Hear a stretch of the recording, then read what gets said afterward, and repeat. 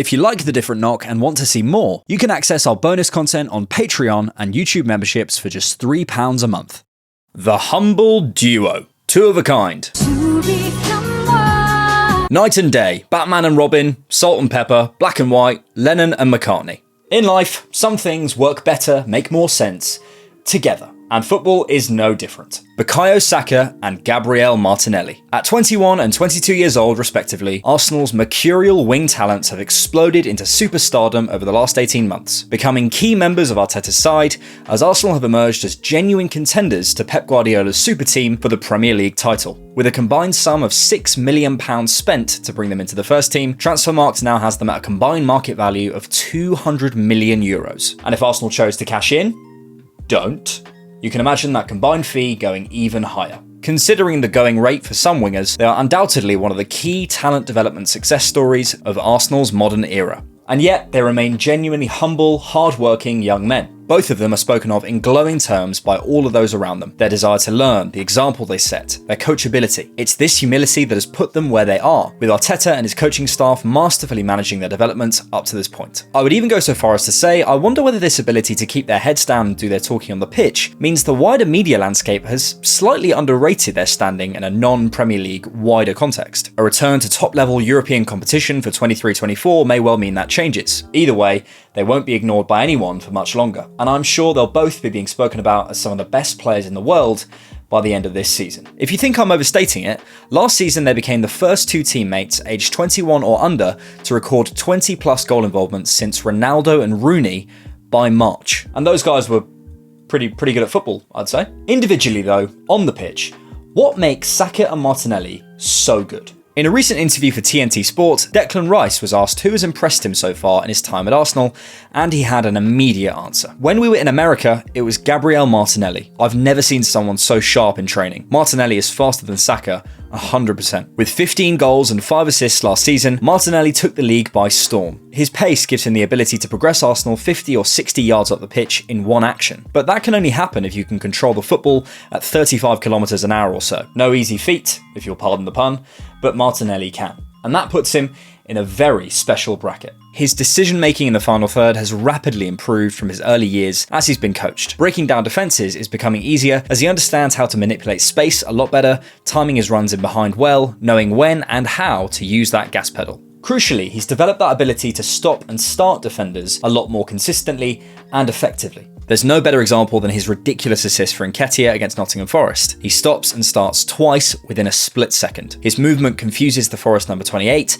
catches him flat-footed, and that creates that platform for a bit of the flair we know and love to instinctively flow through him. Grab a football, go outside, run full pelt, and you'll see just how hard that is if you try it. Then put yourself on a pitch in the Premier League with 60,000 people watching you, and it's a whole different ball game. I'm on fire. Watch him facing up defenders 2 or 3 seasons ago compared to now, and you'll see his reaction time, his body shape, and his feet have all improved incredibly. He rolls contact really well, though maybe not as well as Saka, but he has a directness that I absolutely love. When I watch him, I sense his first thought is, can I go forward? Can I take a shot? And you do need that somewhere across your front three. His dribbling technique has also massively come on. He's become more upright and receives the ball so well, something Arteta is big on. I don't want to go full tactico hipster on you, but watch his step count here against Nottingham Forest, again, back in 1920. There's lots of theory around step count that is, I think, unnecessarily dense, but broadly in my learning about it, the key is suiting the situation, having the ability to change how many steps you're taking, either to confuse an opponent or move into space. Mitoma is the best example. If you're taking loads of steps when you have the space, like here, you're probably not maximizing your physical potential to move into that space sooner and could take fewer, bigger strides. Early on,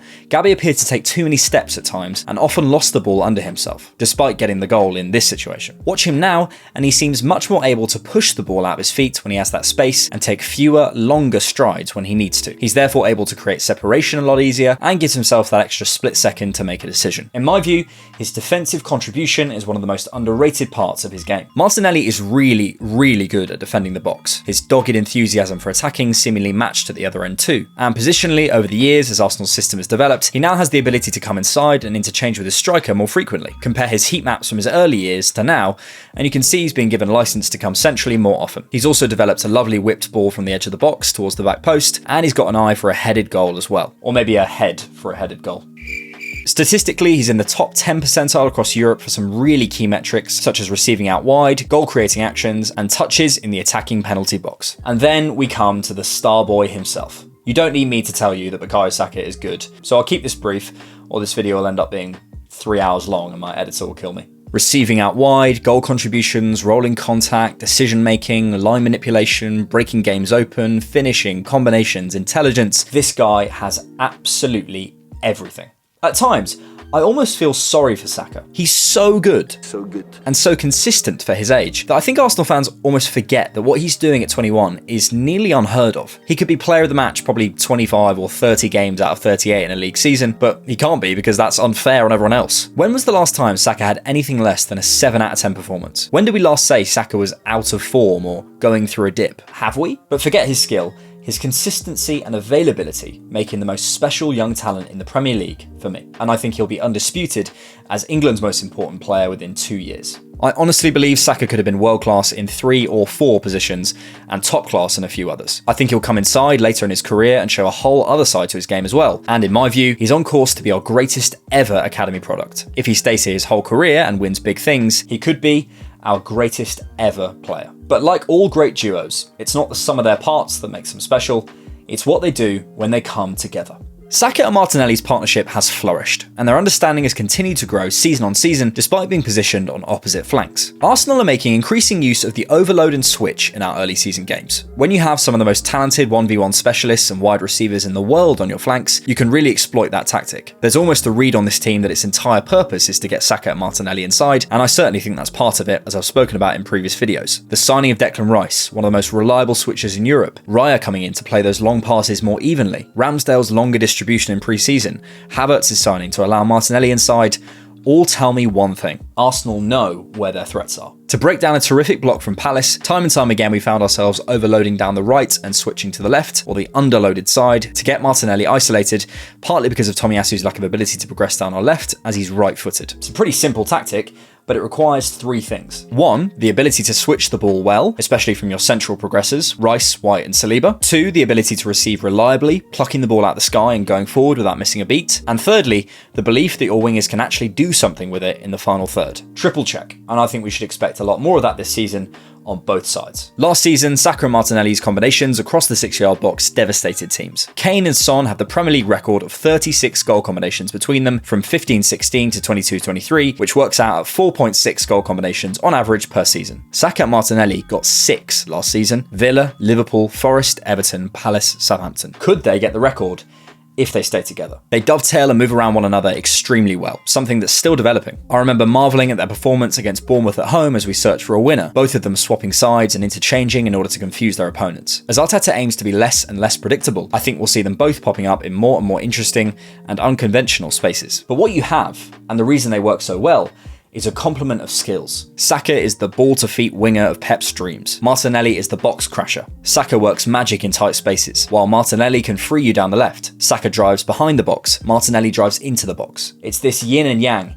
that makes them so incredible to watch. All that said then, one question remains. Now we're competing for top honours, at just 21 and 22, are they the best wing pairing in the world? The only way to judge that is to look at their competition. I'm a biased Arsenal fan, so to make it fair, I'll be judging purely on statistics. Just a quick note, Saka and Martinelli are younger than every single person I'm about to mention. They shouldn't then, on that metric, be in this conversation, let alone possibly be the favourites, but they are. I asked those who follow me on x.com to suggest the other top wing combinations in the world, and from that I've created a list of 8 other pairings. To qualify, the pair needed to have played together at least 5 times at club level last season in their respective league, on opposite flanks, as judged by their heat map on SofaScore, and the pair need to still be at the club this season. Remember, they're being judged as pairs, not as individuals. That is then Saka and Martinelli, Vinicius Jr. and Rodrigo, Rashford and Antony, Diaz and Salah, Sane and Gnabry, Grealish and Bernardo, Mitoma and March, Son and Kulusevski, Kvaratskhelia and Lozano. Honourable mentions to Rafa Leao, who didn't really have a consistent wing partner last season, though may get one with Chukwueze, and obviously to Mbappe, who may find a relationship with Dembele, and had one with Messi, but that's all changed. If I was being really harsh, I could technically say Rashford's more of an inside forward than a left winger, and Vinicius and Rodrigo both spent more time on the left side, and Gnabry and Sane both spent more time on the right side last season, so are they wing pairings? Maybe not, but it would feel weird to leave them out, and Coman's not there because he started less games than his teammates. It's also maybe unfair on Bernardo, as he's a width holder who kind of played everywhere, but I'll include him for the sake of this as I can't use Mahrez. So, pure output, goals and assists. Last season, Saka and Martinelli are out on top, even in the hardest league in the world. Bosh, video over. Thanks everyone. Bye. Come on, it's the different knock. Let's look closer. It's more fair to judge on combined minutes per goal contribution. So let's look at that. Averaged out over the pair, for example, Saka had a goal contribution every 127.76 minutes. Martinelli was 140.25, so the average is just over 134 minutes. Here, it's a lot closer. Sane and Gnabry are out in the lead, with an average goal contribution between them every 115 minutes. Saka and Martinelli are just behind. Next question, how balanced is the pairing? You can't be the best pair in the world if one person is carrying the other. Now that is interesting. Remember, lower is better. Lol at Anthony. Let's do some pruning then. Rashford absolutely carrying Anthony. Bin, Kvaratskhelia carrying Lozano. Then output-wise, I'm leaving Son and Kulusevski, Grealish and Bernardo, and Matoma and March here too. The numbers just aren't comparable. So that leaves us with Saka and Martinelli, Gnabry and Sane, Salah and Diaz, and Rodrigo and Vinny Jr. Good company. It's really hard to compare from there, so I'll leave it up to you to fight it out in the comments. You could look at advanced metrics, you could try working out how to adjust for league quality, you could just base it on output, but so much is dependent on what a team asks its wingers to do. Who are the best supporting wide players in the world, for example, i.e. players who allow their central strikers and eights to flourish? Honestly, it could be Grealish and Bernardo. Does that make them the best wing pairing in the world? I ran a poll to ask who my audience thinks is best of the four we mentioned.